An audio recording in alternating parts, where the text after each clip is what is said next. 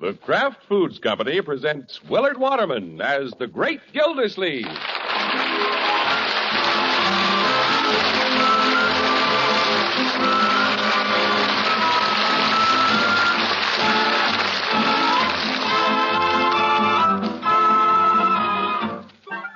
The Great Gildersleeve is brought to you, partially transcribed, by the Kraft Foods Company.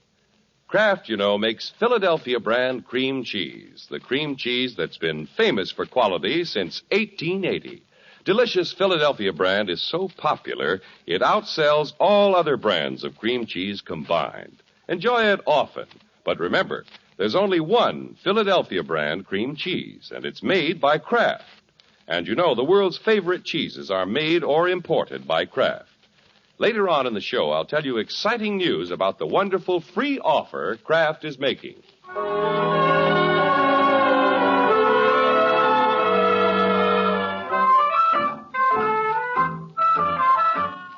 Well, there's no time like Christmas. Yesterday, everybody enjoyed the thrill of opening gaily wrapped packages and emptying stockings by the fireplace. And since it's the custom to drop in on friends to see what jolly old St. Nick brought, let's go back a day and see what happened at the Great Gildersleeve's house. Right, George. Opening presents is fun. Yeah, I'm doing pretty good, Unc. Wrapping paper, boxes, ribbon, presents all over the place. The parlor looks like a department store. When are we going to open the presents we're saving for last? Bronco's just like a kid. He is a kid. Yeah, I sure am at Christmas. Well, Bronco, we'll open the last round just as soon as Bertie gets the twins settled. This has been a pretty hectic morning for them. Weren't they excited? Their eyes were so busy taking in everything. Boy, I can't wait to open this present from Babs. Well, the twins are asleep. Let's open that last present. We were just waiting for you, Bertie. You first, Uncle Mort. Me? Yeah, all right. Well, hey, wait a minute. How about me? But, Leroy, you always wanted to open yours last. That was before he had a girl. Well? Say, look what I have. A desk set from the family. Just what I need. Yeah, try the pen, Unc. Yeah, I think I will. Red ink. That's to use after Christmas. Bertie, you open yours next. I was hoping I'd be next. I saved the one from the family, too. Well, we hope you like it, Bertie. Yes, sir. I wonder what this can be. Uh-oh. No. It can't be. But it is. Bertie got a genuine dyed-in-the-wool cashmere sweater. Neat. Not bad, huh, Bertie? No, sir. Bertie never thought she'd see the happy day she'd own a genuine cashmere sweater. Now, where's the card? Here it is. Thank you. To Bertie, with all our best wishes for a very Merry Christmas. Ain't that nice? We hope you like the color, Bertie. Yes, ma'am. I like everything about it. Excuse me, I gotta go try this on. Now, Bronco, open your present. Well, I should insist that you open yours first, Marge, but I'm too anxious to see what's in this tall, round package. You'll see. If it was from Uncle Mort, I'd say it's a bottle of water. Why don't you kick it and see if it leaks? Gosh, it must be important. It's well wrapped. Well, all I'll tell you is that it's something for our new house. Yeah, Marge and I decided we'd be practical this year. We're giving each other something for the house. Fine. You're a very sensible couple. Well, look what my sweet wife gave me. A keg of nails. Nails? Oh, for corn's sake.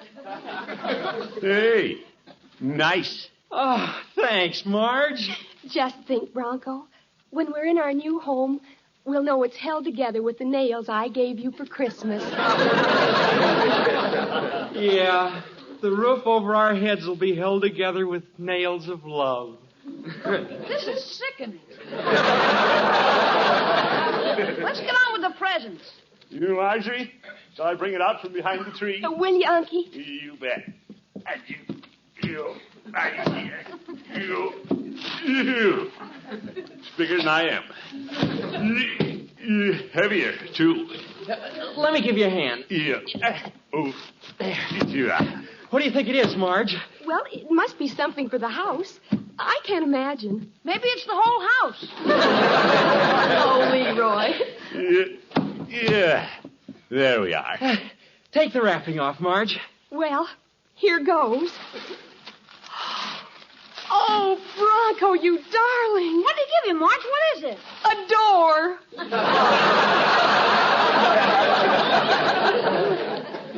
A door? Yeah, our front door.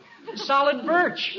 Oh, Bronco, you were teasing me. You said we couldn't afford this kind. Oh, well, Marge. Isn't it beautiful, Unky? Well, if I was giving somebody a door, I can't think of a nicer one. So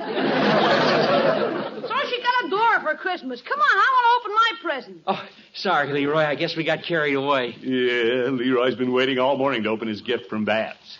Oh, it's an awfully cute little package. Yeah, it isn't very big. No, Leroy, don't be disappointed before you open it. It could be a jackknife or something. Oh, boy, look at this. A gold wristwatch. Really? Gosh, isn't that a beauty? That's quite a gift, Leroy. Yeah. Certainly makes my old turnip look sick. Unky, do you think Leroy should accept it? What do you mean? I've already accepted it. Well, Leroy, a watch like that is a more expensive gift than you'd expect from a childhood acquaintance. Who's a childhood acquaintance?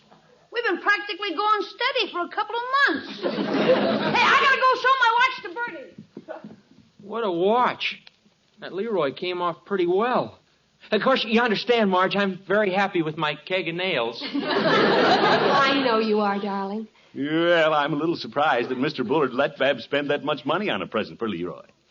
That boy has more gold in his wrist than I have in the bank.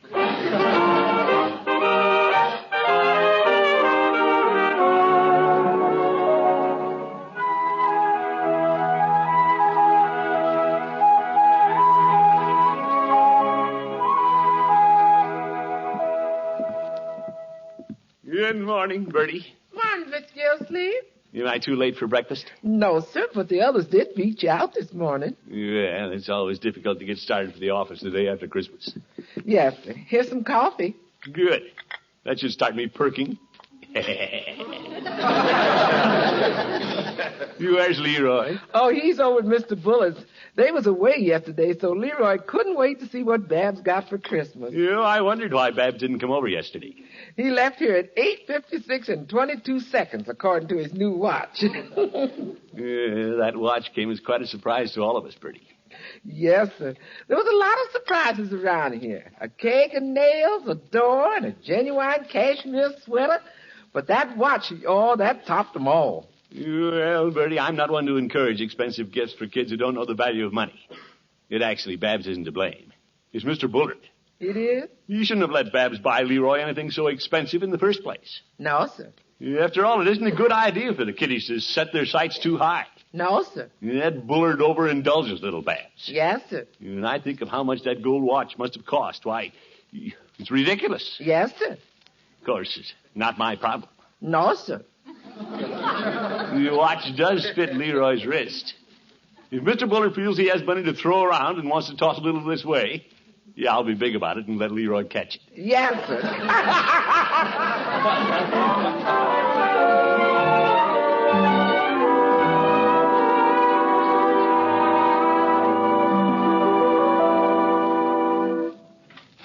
Is the water commissioner in his office? Come in, Judge. Season's greetings, Gilda. Thank you, Judge. I didn't expect to see you around today. I came by to check on you, Gilda. Oh, why? I know you play Santa Claus every year, and I always worry about you getting stuck in the chimney. Oh, my goodness. When are you going to invite me over to see your tree, Gilda? Not until we take it down. You might eat the ornaments, you old goat. Gilda, did you and yours have a Merry Christmas? Yeah, but it was Leroy who hit the jackpot. Oh? Believe it or not, Judge, Babs gave him a gold wristwatch. A gold wristwatch? Gilda, that's the sort of thing a girl gives her husband. I know a husband who got a keg of nails. What? Never mind, Judge. What do you think of Bullard permitting Babs to go overboard like that? Well, Gilder, the way Babs has been raised, perhaps she doesn't know the value of a dollar. By George, I'm glad Leroy does. He'd never do a silly thing like that. I wouldn't let him if he wanted to. I don't have my eyes closed to things like that Bullard. Gilder, Perhaps Rumson didn't know Babs bought the watch. Come in. If Bullard doesn't know what's going on, he's a real knucklehead. Gildersleeve? Hello, Mr. Bullard. Morning, Rumson. Judge, Gildersleeve home. Are you calling a knucklehead? You like calling you? Well.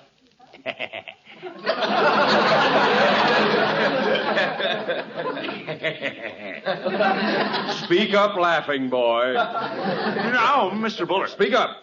Don't be mealy-mouthed. I heard you. Well, you heard me anyway. I was just telling the judge it was silly of you to let Babs give Leroy such an expensive present. Oh? Rumson, I suggested that perhaps you didn't know Babs had bought Leroy the watch. Yeah, that's why you're a knucklehead. Yeah, I mean... Gildersleeve, I have news for you. You do? Your Leroy gave my Babs this 3-foot string of pearls. A 3-foot string of pearls. I didn't know that. Knucklehead. Leroy must have spent all the money he made selling Christmas trees. Mr. Bullard, Babs has to return those pearls. And Leroy has to return the watch. Now, gentlemen, if you ask me... Nobody asked you. But if you... Quiet, you old goat. Well, I see my advice is unwanted. This is a conversation for knuckleheads.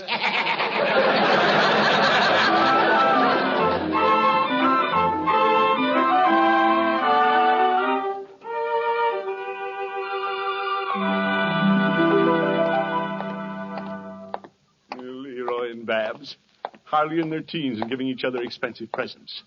These pearls must have cost Leroy $35 or $40. Well, by George, he'll have to take them back. Leroy!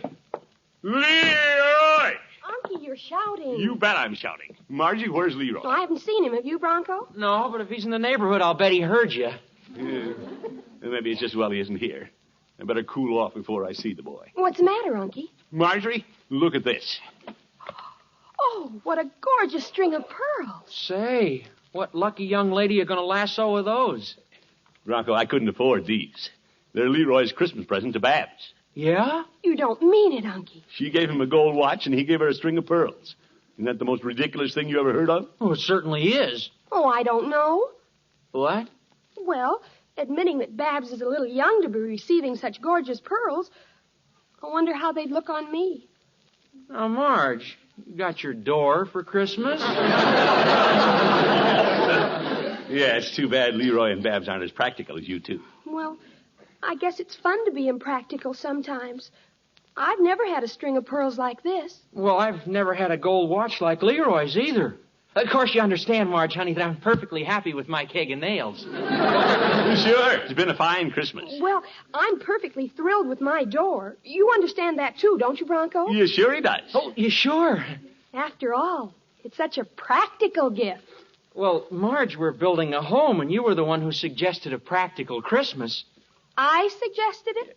And you'll have to go a long way before you find anything more practical than that keg of nails you gave me. Bronco Thompson. No, kiddies. It was your idea to give something for the house, you and your silly budget. Silly budget? If it wasn't for my budget, our bank account would look pretty silly. Children, please. Uncle Mort, I'm not a child. Children get pearls. Yeah, but... And gold watches. Yeah, but... Uncle Mort, do you know what Mr. Practical Bronco did the other day when we were shopping? No, but... I held up a nylon stocking to show him how sheer it was, and what do you think it reminded him of?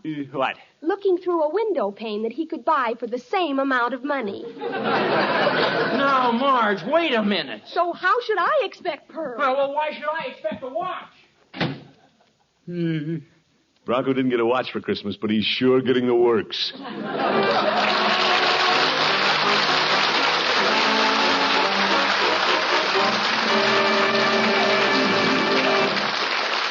The great Gildersleeve will be back in just a minute.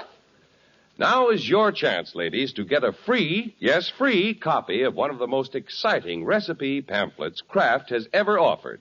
This handy file-type pamphlet has more than 20 easy-to-follow recipes for making delectable, melt-in-your-mouth fudge and creamy smooth frostings a brand new way, a simply amazing way with Philadelphia brand cream cheese. Just imagine, with Philadelphia brand cream cheese, you can make fudge and frostings that are perfect every time. Never grainy, never too hard, never too soft, but always delightfully creamy smooth. And making wonderful fudge and frostings with Philadelphia brand cream cheese is easy because there's no cooking, no testing, no beating to worry about. Just follow the simple instructions in the recipe pamphlet. You'll have luscious fudge and frosting with perfect, delicate richness because Philadelphia brand is made with lots of fine milk and thick cream. Just be sure you use genuine Philadelphia brand cream cheese. When you buy, look for the red Kraft K that's on every silvery package to help you pick the real thing at a glance. Remember, genuine Philadelphia brand cream cheese is made only by Kraft, and it's guaranteed fresh. Now, to get your free copy of this wonderful recipe pamphlet, just drop a postcard to Kraft Kitchen, Box 6567, Department G, Chicago 77, Illinois. That address again, Kraft Kitchen, Box 6567, Department G, Chicago 77, Illinois. Hurry, write tonight.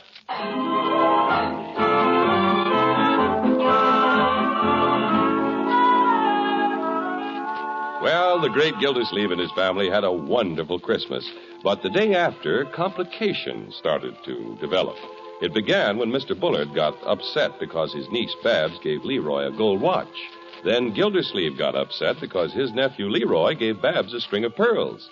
These gifts then upset Marjorie and Bronco, who had gone in for a practical Christmas. Now, guess who's on his way to Peavy's drugstore for an aspirin?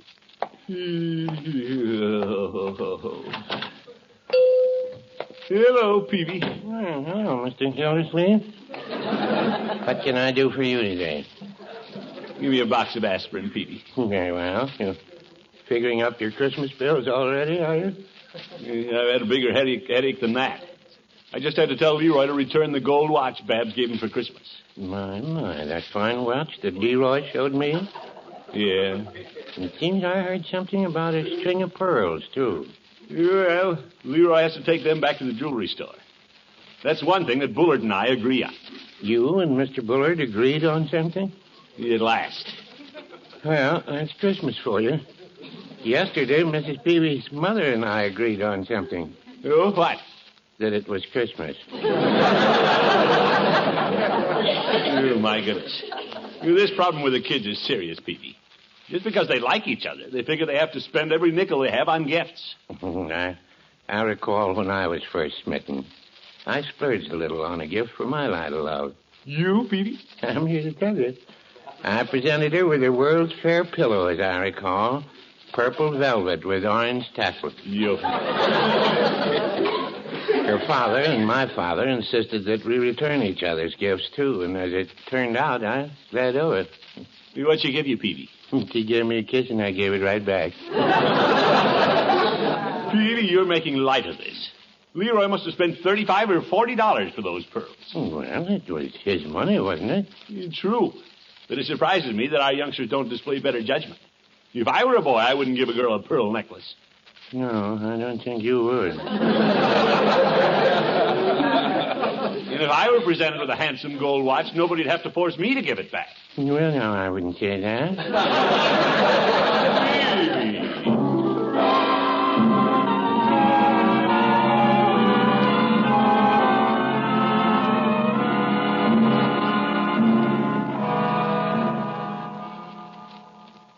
Gee, Babs, I'm glad you came over. Well, Leroy, I thought we should spend our last moments together with our presents. Yeah. We've got to take 'em back. We got to take 'em back. Uncle Rumson said it had to be done today. Yeah. So did Unc. Let's keep them as long as we can, until just before the jewelry store closes at 5 o'clock. I don't want to take my watch back until I have to. Well, Mr. Peavy's is close to the jewelry store. Don't you think it'd help our morale to go there and drink sodas until 5 o'clock? Well, yeah, but gosh, Babs, I'm a little short of money. Huh? Well, you know how it is with a man right after Christmas. Oh, well, maybe it's better if we just sit here and suffer. Why don't we go see if Bertie has some cookies and milk? Okay. I do feel a little weak. Yeah. A man needs strength to return a fine watch like this. Hi, Bertie. Hello, Bertie. Well, can Bertie do something for you children? Well, we sort of thought about going down to Mr. Peavy's drugstore, but Can we have some milk and cookies? You sure can. You can have anything you want. Yeah. Anything but a watch. And a few pearls. You poor kid. You two got faces long as Miss Marjorie and Mr. Bronco's. What's the matter with them? Well, they got a little too practical for Christmas. I don't believe in being practical at Christmas. It isn't any fun. If you like somebody, you should show it. Well, you sure showed it with those nice presents you had to take back. We haven't taken them back yet, Bertie. We're keeping them as long as we can. I just hate to give up my pearls. I don't blame you. Here's your milk, honey. Thank you, Bertie. Here's yours, Leroy, and a plate of cookies. Thanks. Bertie, listen to the tick of this watch. Finest tick I ever heard. That's a fine watch, all right. Tomorrow, maybe somebody else will own it. Somebody we don't even know. That's true. And some other woman will be wearing my pearls. Poor little Babs. Babs, I'm never going to have another watch. I'll just remember the one you gave me. Poor little Leroy.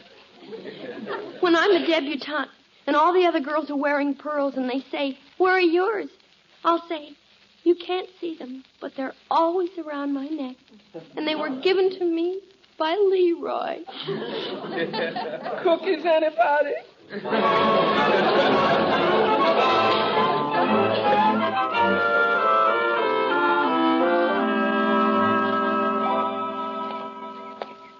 Yeah, I wonder if I did the right thing. In a way, Peavy's right. Leroy did spend his own money. Still, the kids have to understand that Mr. Bullard and I know best. Oh, hello, Gildersleeve. Hello, Mr. Bullard. Didn't see you behind your bushes there. Well, I was just shaking off some of the snow before this hedge breaks down. Oh? And incidentally, keeping an eye out for Babs and Leroy. Well, I was thinking about the kids myself. It's nearly 5 o'clock. I suppose by now they've returned those expensive baubles. Yeah, too bad they weren't more practical, like Marjorie and Bronco. Marjorie and Bronco? They gave each other something for their new home. She gave him a keg of nails, and he gave her the door. The door? Yeah, the front door for the house. Oh! Have they had a happy Christmas? Well, until they saw what Leroy and Babs gave each other. Oh, foolish children. Yeah. Leroy stood out in the snow for 2 weeks, selling Christmas trees just to buy Babs a string of pearls. Well, I gave Babs a check for $50, and all of it went into the purchase of Leroy's watch, except $1.50. How do you know? Well, that's about what this necktie cost.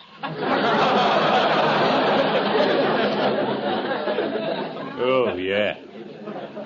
I encouraged Babs to buy something nice for herself, but she said she wanted to buy a gift worthy of Leroy. Leroy felt the same way about Babs. It was hard for me to insist that Leroy take back the pearls. I'll never forget the stricken look in Babs' eyes when I told her she'd have to ask Leroy for the watch. She looked up at me like a wounded deer. You wonderful girl, Babs. Sweet, self-sacrificing. Stout fella, Leroy. Yeah, he took it like a man. Braced his shoulders and said, "I guess you know best, Unc." Babs took it bravely. When I told her, she just lifted her chin, walked out into the snow, smiling.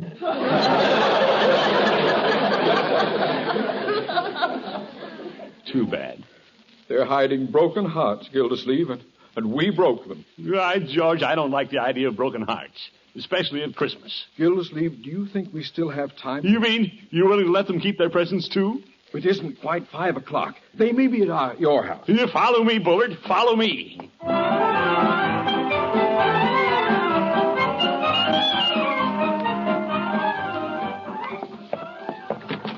Well, I hope they're here, Gildersleeve. Yeah, I don't see them anywhere. Bertie! Bertie! What's all the commotion? Oh, hello, Mr. Bullard. Bertie, have you seen Babs and Leroy? We have to find them, Bertie. All is forgiven. They can keep the presents. That's nice, gentlemen, but you're too late. We are? Oh, no. You're too late. You're closing the barn after the horse is gone. Yeah, but, Bertie, we've thought it over. Yes, sir, you're too late. You're closing the barn after the horse is gone. Yeah, but... Mr. Gildersleeve, you know what you are? Yes, Bertie. That's right. You're too late. You're closing the barn after the horse is gone. I'm sorry, gentlemen. Well, Bullard, We're too late. Yes, the horse is gone. I'd better be going, too. Well, we've done a nice, big, fat job of ruining the kids' Christmas. You sit in Unc's chair, Babs. Thank you, Leroy. Listen, Gildersleeve. And I'll sit over here. They're still in the house, Bullard. Then we're not too late. Leroy! 19, 20, and 5's 25. Leroy! Babs, dear. Oh, hi, Unc. 26, 27. Babs, what are you doing? Excuse us, Uncle Rumson. We're counting our money. Your money? Bullard, we are too late. Poor unhappy children. Who's unhappy? 28, 29. What's this, Leroy? We were broke, and now we're loaded. 30, 35. But, Babs, we were going to let you keep the necklace and the watch. We had the fun of getting them for Christmas. Now we can spend the money again. Shrewd girl. Come on, Babs. Let's go down to Mr. Peavy's and have a soda. Oh, I'd love it. We haven't been downtown all day. So long, Unc. Bye, Uncle Rumson. Goodbye. Ta-ta. Well, what do you make of that? Well, wait a minute, Gildersleeve. If they haven't been downtown all day, they couldn't have taken those presents back to the jeweler's. So that's right. Where'd they get the money? Oh, hello, Unky. Mr. Bullard. Good evening, Marjorie. Marjorie, you're wearing pearls. They're a gift from my husband. Beautiful. Uh-huh, and he's taking me out to dinner this evening. Hurry, Bronco, darling. We'll be late. No, he won't. It's only 5:15, according to my new gold watch. Well, Gildersleeve, it seems everything turned out all right. Yes, indeed. Maybe I can even borrow some money from Leroy to pay my Christmas bills.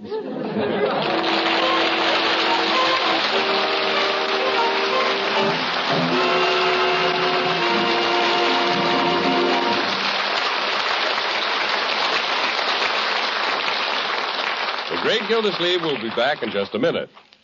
Remember, ladies, write tonight for your free, that's right, free pamphlet with more than 20 exciting recipes for a perfect, luscious fudge and creamy smooth frostings you can make easily without cooking with Philadelphia brand cream cheese. Just drop a postcard to Kraft Kitchen, Box 6567, Department G, Chicago 77, Illinois. That address again, Kraft Kitchen, Box 6567, Department G, Chicago 77, Illinois.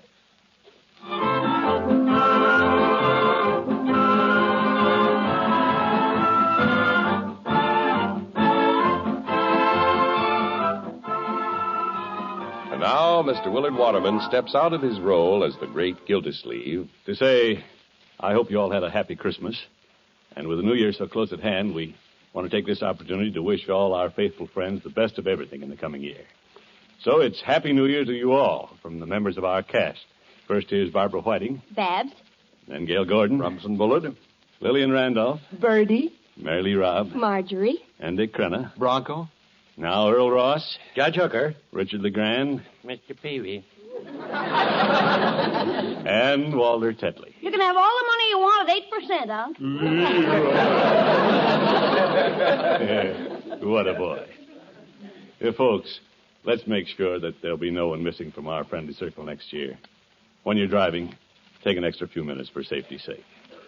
Now, season's greeting from all the people behind the scenes, from our writers John Elliott and Andy White, and our editor Paul West, from our engineer Leon Fry and Monty Frazier handling sound effects, and from our producer-director Frank Pittman and Virgil Reimer for NBC. And, of course, these holiday greetings come to you, too, from our sponsors, the Kraft Foods Company. Their representative on this program, John Heaston, and the entire family of Kraft employees. Happy New Year, everyone. Good night.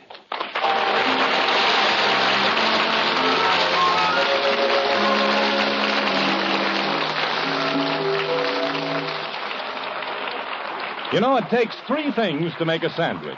The bread, then meat or cheese or egg, whatever you like best in between. And the third thing is, a touch of real mustard.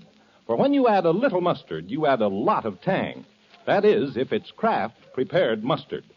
There are two kinds, you know. Mild Kraft's mustard, smooth and delicately spiced, and Kraft mustard with horseradish added. Have both on hand for different tastes, different uses. Remember, when you add just a little mustard, you add a lot of tang. Get Kraft's prepared mustard.